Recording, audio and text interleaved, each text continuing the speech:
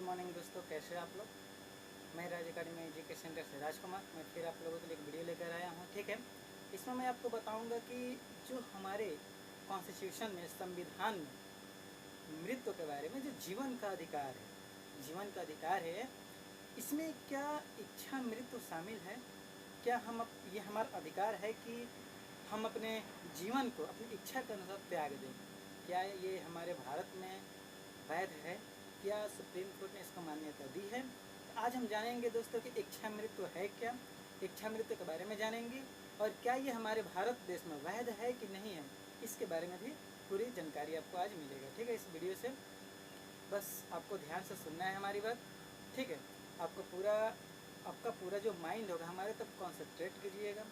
ये हमारी बताने की कौशल होगी, हमारी बताने की ये शैली होगी, स्टाइल होगा कि आपको समझ में पूरा आ जाए कि इच्छा मृत्यु होती क्या है। सबसे पहले मैं आपको बता दूं कि इच्छा मृत्यु का मतलब होता है कि अपनी इच्छा के अनुसार अपना जीवन त्याग दें। ये कई तरीके हो सकते हैं इसके, लेकिन कई तरीके हो सकते हैं। जैसे मैं बता दूं आपको कि कोई क्या करते हैं आजकल, आप देख रहे हैं इस ज़माने में कि कोई फांसी लगा ले रहा है। ठीक है, कोई ट्रेन के आगे जाके कूद जा रहा है, कोई पुल से कूद जा रहा है।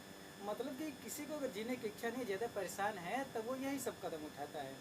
लेकिन इसके अलावा भी अगर आपको कोई तकलीफ़ है अंदर से, या आप चाहते हैं कि ऐसा नियम हो जिससे हम कहें कि हम जीना नहीं चाहते हैं, ठीक, तो इसके वजह से क्या हमारे संविधान में कुछ है कि हम अपनी इच्छा के अनुसार अपने जीवन को त्याग दें। आज इसी के बारे में जानेंगे। ठीक है, ये वीडियो स्पेशली इसी के बारे में रहेगा, लेकिन ये कॉन्स्टिट्यूशन से, संविधान से संबंधित है। आर्टिकल 21 अनुच्छेद 21 में ये बताया गया कि बहुत सारे अधिकार हमें दिया गया, फंडामेंटल राइट्स दिए गए हैं। ठीक है, तो उसमें ये भी है जीवन का अधिकार, जीवन का राइट टू लाइफ। ओके, तो राइट टू लाइफ के अकॉर्डिंग अगर हम जानेंगे कि इच्छा मृत्यु है कि नहीं है, भारत में क्या ये वैध है कि नहीं है, इसी के बारे में आज हमारा पूरा डिस्कस होगा।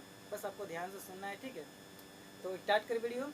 ठीक है, स्टार्ट करने से पहले आप लोगों से निवेदन है, विनम्र निवेदन है कि अगर आप हमारे चैनल पर नए हैं तो प्लीज़ सब्सक्राइब जरूर कर दीजिएगा और लाइक शेयर तो ज़रूर कीजिएगा। वीडियो बनाने में बहुत मेहनत लगता है दोस्तों, लेकिन आपको सिर्फ एक लाइक करना है, शेयर करना है, और क्या, और कुछ नहीं। आपको बहुत सारा नॉलेज भी मिलेगा। तो आज इच्छा मृत्यु के बारे में जानना है कि इच्छा मृत्यु होता क्या है। पहले मैं बता दें कि इच्छा मृत्यु मतलब अपने आप को समाप्त कर देना, अपने जीवन को ख़त्म कर देना इच्छा मृत्यु है। ठीक है, अपने इच्छा के अनुसार। लेकिन क्या भारत में वैध है? जिससे कि हम जान लें कि जीवन के अधिकार में मृत्यु का अधिकार सम्मिलित नहीं है, जो हमें अनुच्छेद 21 में वर्णन किया गया है कि राइट टू लाइफ, जीवन का अधिकार।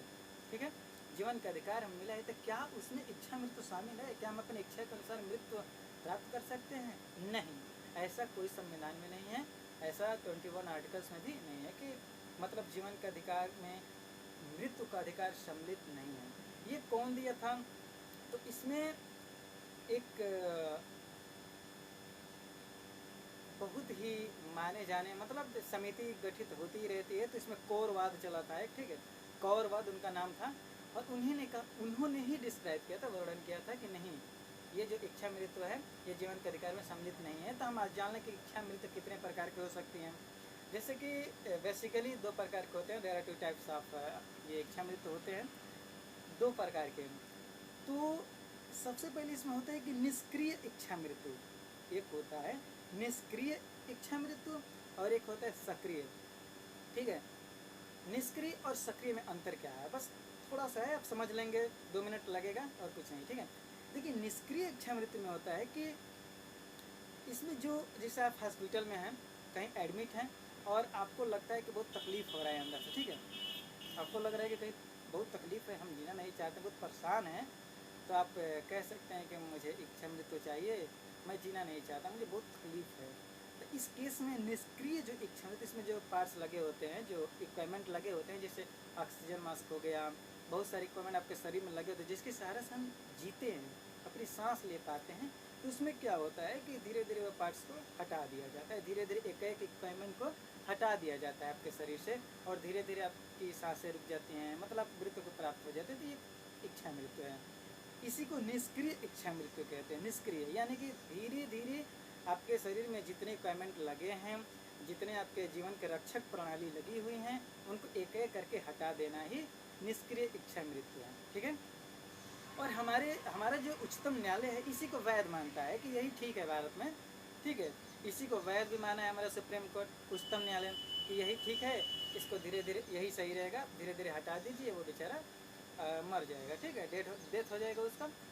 एक सक्रिय इच्छा मृत्यु, इसमें क्या होता है कि उच्चतम न्यायालय इसकी अनुमति नहीं दी है। सबसे पहले आप जान लो कि उच्चतम न्यायालय ने, जो सुप्रीम कोर्ट है हमारे इंडिया का, उसने सक्रिय इच्छा मृत्यु को वैध नहीं माना है। ठीक। इसमें क्या होता है कि आपको जहर का इंजेक्शन दे दिया जाता है, ठीक है, या किसी दवाई के वजह से आपको मार दिया जाता है, तो ये सक्रिय हो गया। बस सिंपल ही है। उसमें आपके जो लगे होते हैं शरीर में, जिसकी जो रक्षक प्रणाली होती है, जिसके सहारे से हम जी लेते हैं, जी पाते हैं, सांस ले पाते हैं, वो एक एक करके हटा दिया जाता है, तो निष्क्रिय इच्छा मृत्यु हो जाती है।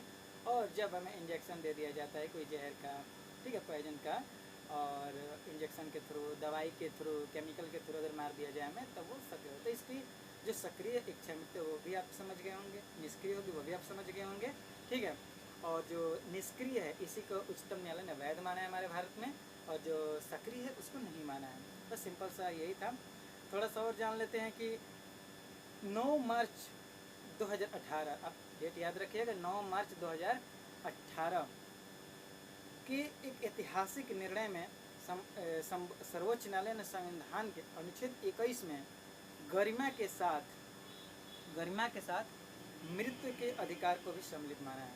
अनुच्छेद 21 में उच्चतम न्यायालय ने गरिमा के साथ, यानी कि हमें जीने की जो मतलब, हम समाज में जिए तो हमारे लोग इज्जत करें, हमारा भी कुछ रुतबा हो, ये नहीं कि कहीं भी जाए तो कोई भी हमें कुछ बोलता रहे, ऐसा नहीं। गरिमा के साथ इच्छा मृत्यु को भी शामिल कर लिया है, और जिसमें निष्क्रिय इच्छा मृत्यु को, सक्रिय को नहीं, निष्क्रिय को शामिल किया है। और इसमें लिविंग बिल को भी सम्मिलित किया। इच्छा निष्क्रिय इच्छा मृत्यु का लिविंग बिल को भी सम्मिलित किया है। लिविंग बिल होता क्या है? इसमें कुछ नहीं है, यह एक लिखित दस्तावेज है जिसमें यह घोषणा किया जाता है कि यदि वह ठीक ना होने में, अगर वह ठीक कुछ नहीं, लिविंग बिल, इसमें उच्चतम न्यायालय ने कहा है कि अगर कोई भी है, अगर वो मरीज है, चाहे किसी भी प्रकार से उसकी हालत गंभीर है, और उसको लगता है कि किसी भी प्रकार से हम ठीक नहीं हो पाएंगे, तो उसमें ये करता है कि हम जीना नहीं चाहते हैं, रह नहीं सकते हैं, और अपने मतलब मृत्यु को प्राप्त करने के लिए इच्छा जाहिर करते हैं। बस यही सब है लिविंग बिल। ठीक है, यही 9 मार्च 2018 को पारित किया गया था। तो उच्चतम न्यायालय ने निष्क्रिय को ही माना है, सक्रिय को नहीं माना है। ठीक है, बस इतना ही है। बस आप लोग हमारा वीडियो देखते हैं। जल्द ही हिंदी का आएगा, UPSI स्पेशल के लिए, PCS के लिए हिंदी का एक सीरीज़ चलेगा, सोनू सर पढ़ाएंगे। वो वीडियो बना भी था, लेकिन थोड़ा मौसम के ख़राब होने के कारण बारिश हो रहा था, तो ज़्यादा आवाज़ आ रहा था और थोड़ा ब्लैंक आ गया था पूरा। ठीक है, तो अगला वीडियो जरूर आएगा। अपना प्यार दुलार बनाए रखिए, शेयर लाइक कमेंट जरूर कीजिएगा। ठीक है, अगर आपको कोई दिक्कत हो तो हमारा फ़ोन नंबर डिस्क्रिप्शन में दिया रहेगा, ठीक है, ऊपर भी रहेगा, और आप कांटेक्ट कर सकते हैं कभी भी, एनी टाइम्स। ठीक है, तो आज के लिए बस इतना ही रहने देते हैं दोस्तों, फिर मिलेंगे नेक्स्ट वीडियो में।